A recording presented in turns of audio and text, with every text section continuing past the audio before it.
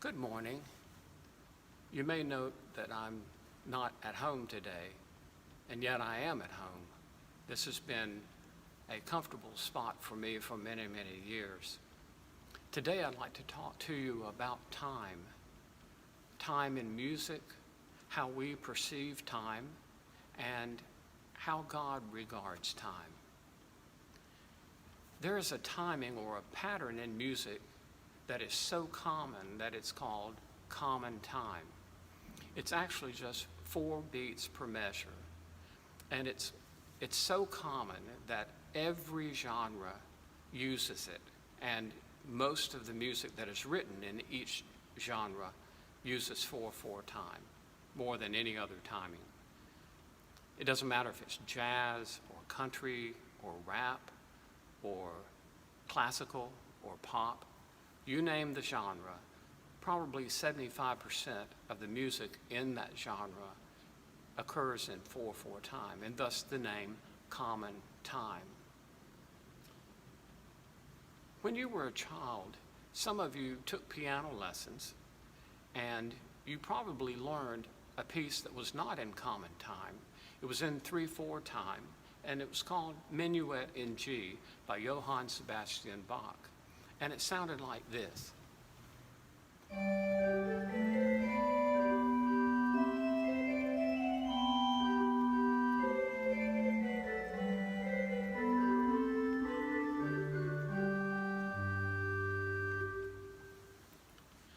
Now in 1965, 2 men took this melody by Bach, set words to it, and made a huge hit out of it.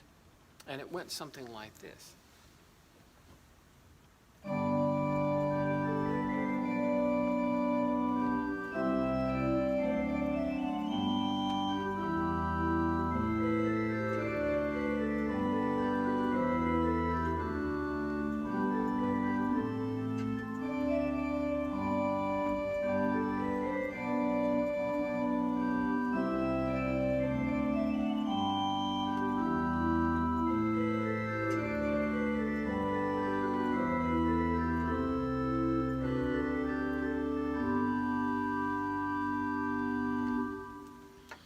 You may have noticed that it's not in 3/4 time.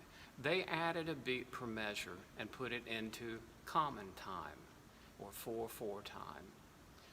It actually sold 2 million copies, and it was performed by a group called the Toys. The name of the song was Lover's Concerto. That's a better name, I think, than Boyfriend's Minuet, don't you think?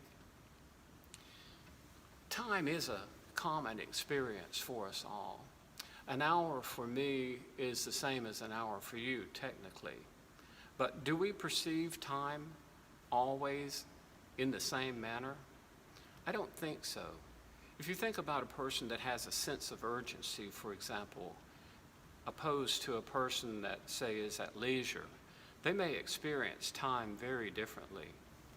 If you think about a person in pain, how that seconds can seem like minutes, and minutes can seem like hours to a person that is suffering. Whereas a person who is working and enjoying themselves, or doing a hobby or something that they really like to do, may experience that time has flown by. How many times have we looked at a watch or a clock and thought, oh my, time has really flown, and I'm late for my appointment? Have you ever noticed that children, the closer they get to Christmas, that time slows down for them? And here's a thought experiment that I don't think Einstein did. Take 2 children and put them in the back seat of a car and go on a trip. And you'll find by their questions that time slows down for them. It works every time. Are we there yet? Are we ever going to get there? What time is it? But God does not experience time the way we experience time. He created time, and He is not bound by it. The scriptures tell us that with the Lord, a day is like 1,000 years, and 1,000 years are like a day. How many times have you read in the scriptures, wait upon the Lord? And we certainly have had to wait during this COVID-19 pandemic a lot more than we would like to. But have we waited on the Lord with patience, knowing that He is in control?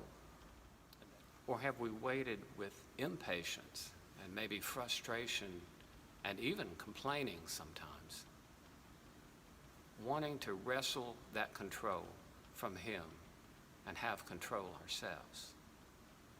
Johann Sebastian Bach, who wrote the beautiful Boyfriend's Minuet, in 1708 was 22 years old, and he lived in Mühlhausen, Germany.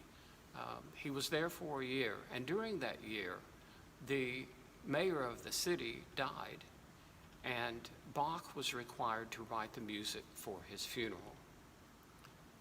And the topic that they gave him was, God's time is the best time. A libretto was given to him, and he set it to music. I'd like to read you part of the chorus from one of those movements. God's time is the best of all. In Him we live and move and have our being for as long as He wills it. In Him we die at the appointed time whenever He wills. What a great thought about life and death. And Bach wrote this cantata in a positive manner. It has a lot of fast tempos in it. It's in a major key. It's not a sorrowful, funeral sounding cantata at all. It's as if Bach knew that this was not the end, that death was not the end, but the beginning of eternal life. And did not Jesus tell us that not a sparrow falls to the ground without the Father's knowledge? And how common are sparrows? I'd venture to say they're probably as common as 4/4 time. I'd like to end this session today by playing the Sinfonia from this little cantata.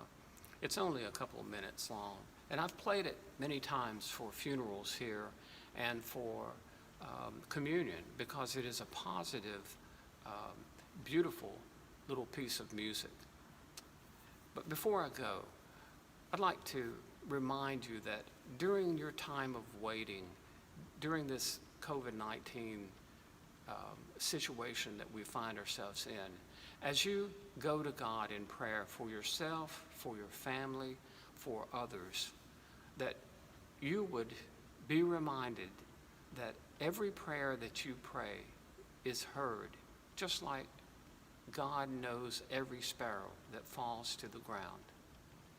And that not only does He hear your prayers, but He will answer them in His own time, because God's time is the best time.